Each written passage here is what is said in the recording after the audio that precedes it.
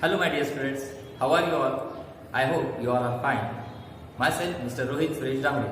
I am working as an assistant teacher in Sundarbai Marathi Vidyalaya, Kharadi, Pune 14.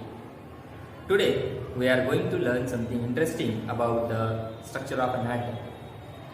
Students, do you know that first of all, the Indian philosopher Kanad stated that there is a limit to divide matter into small particles. The indivisible particles were named by Kanad Muni as a Parmanu.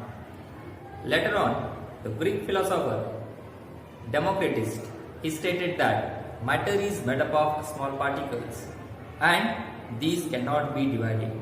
So the smallest particles were named by Democritus as an atom, because in Greek language atmos means the one that cannot be further divided.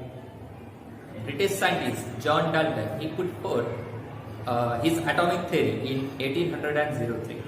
So according to this theory, a matter is made up of the smallest particles, which is known as an atom.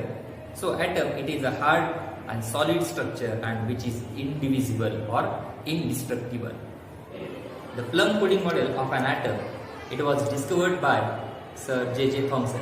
So according to Thomson, the positively charged particles, they are placed everywhere in the atom, and a negatively charged particles, they are embedded in the atom. So Thomson, he compared his structure of an atom with the structure of watermelon. Do you know watermelon?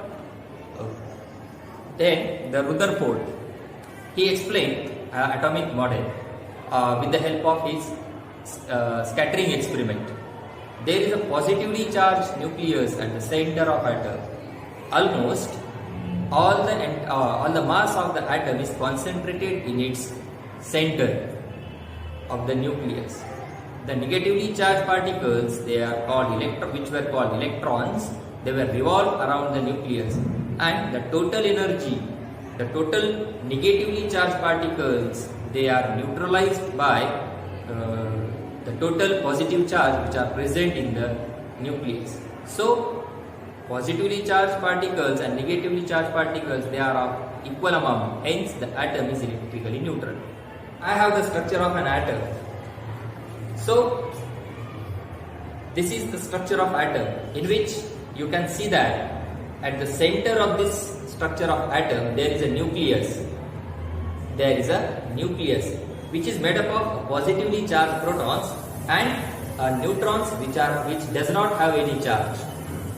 While outside the nucleus, the electrons, the negatively charged electrons, they are revolving around the nucleus in a particular orbit. So you can see here that the electrons, they are revolving around a nucleus. So the first orbit from the nucleus, that orbit is, he called it, the Niels Bohr, he called it as L orbit, K orbit. The second orbit, it is known as L orbit. The third orbit, it is known as M orbit.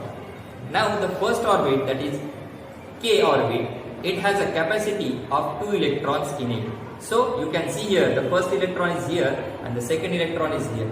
So the 2 electrons, they are revolving in that first orbit. And this formula of electrons, that how many electrons should be there in an orbit, it is discovered by a formula, that is 2n square. So where n is the number of orbit. So according to that formula, the second orbit, that is L orbit, it has a capacity of 8 electrons, that is 8 electrons, they are revolving around this in the second orbit. Similarly, the third orbit, M orbit, that is, it has a capacity of 18 electrons. So according to this formula, the M orbit, it will have 18 electrons in it which are revolving around the nucleus. So the electrons which are revolving in a particular orbit, they are having their fixed energy amount. So whenever they have to jump from one orbit to the another orbit, they have to emit some energy or they have to accept or gain some energy. Means when the electrons from the upper orbit they are going to the lower orbit, they must have to lose energy.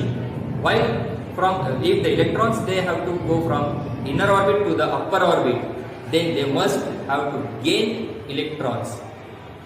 So students, so I have made this structure of an atom with the help of a foam sheet. It's a very simple model, foam sheet, and I have just colored it, just placed a centrally placed circle is nothing but the nucleus, where I have shown electrons, positively charged protons, and neutrons which does not have any charge, and a small concentric circles I have placed across this nucleus, on which a small circles of black colored foam sheet I have placed them here, so which represents the electrons.